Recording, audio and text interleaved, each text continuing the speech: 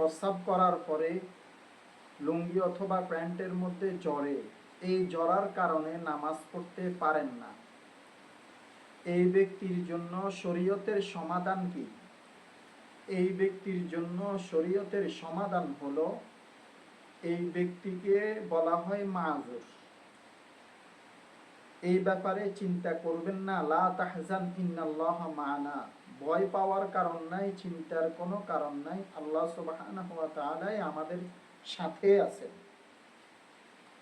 প্রত্যেক ব্যক্তির জন্য আল্লাহ পাক রব্বুল আলামিন, প্রত্যেক ব্যক্তিকে আল্লাহ পাক রব্বুল আলামিন ইসলামের মধ্যে প্রত্যেক ব্যক্তির জন্য এমন কোনো সমাধান রাখেন নাই যে ওই ব্যক্তি বিপদে পড়ে যাবে। প্রত্যেকটি বিষয়ের সমাধান আছে।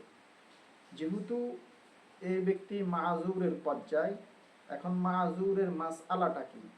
মাযুরের মাসআলা হলো, ভাই আপনি মনে করেন জোহরের নামাজ পড়বেন, জোহরের নামাজ পড়ার জন্য জোহরের আগে ওযু করে নেবেন, এই ওযুটা আপনার আসর পর্যন্ত থাকবে। এই ওযু দিয়া জোহরের নামাজ পড়ে কোরআন তেলাওয়াত, বিভিন্ন কাজ কাম অর্থাৎ কোরআন শরীফ পাঠ করবেন, আপনি ধরতে পারবেন। মনে করেন আপনি কিতাব পড়বেন, ধরতে পারবেন। এই ওযু দিয়া আপনি আসর পর্যন্ত আমলগুলো করতে পারবেন। এই প্রস্রাবের সমস্যা ব্যতীত ওযু ভঙ্গের অন্য কোনো কারণ ছাড়া, ওযু ভঙ্গের অন্য কোনো কারণ ছাড়া শুধু যদি এই কারণ হয়, তাহলে আপনার ওযু করার পরেও যদি প্রস্রাব ঝরতে থাকে, তাহলে আপনার ওযুটা যাবে না, ওযুটা থাকবে। কতক্ষণ পর্যন্ত?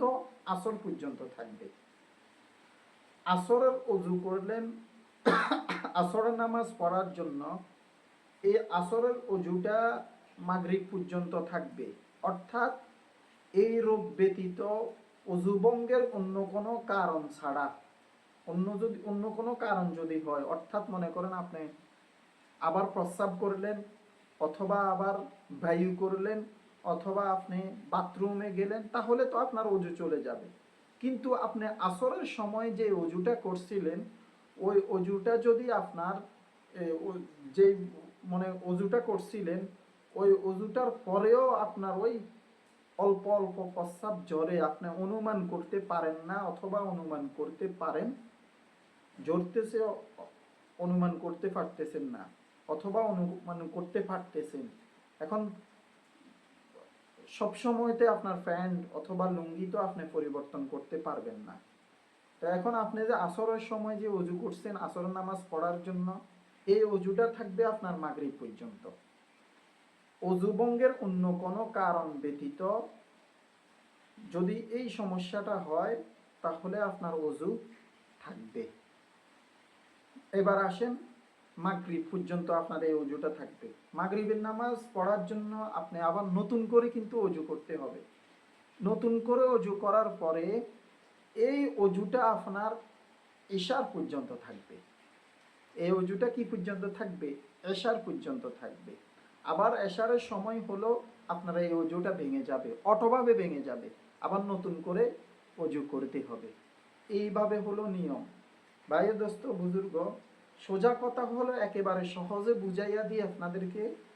অর্থাৎ যেই ব্যক্তি এই রোগী, এই রোগে আক্রান্ত, এই ব্যক্তির জন্য প্রত্যেক ওয়াক্তে, প্রত্যেক নামাজের সময় প্রত্যেকবার নতুন করে ওযু করা লাগবে।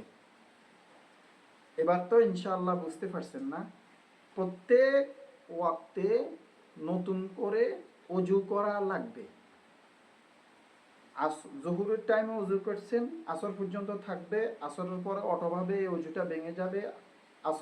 আসরের সময় আপনি ওযু করছেন, আসরের নামাজ পড়ার জন্য মাগরিব পর্যন্ত থাকবে, মাগরিবের পরে আবার মাগরিবের সময় আবার নতুন করে ওযু করতে হবে, এশারের সময় আবার নতুন করে ওযু করতে হবে। আল্লাহ পাক রব্বুল আলামিন আমাকে আপনাদের প্রত্যেককে এই কথাগুলো বুঝার তৌফিক দান করুন।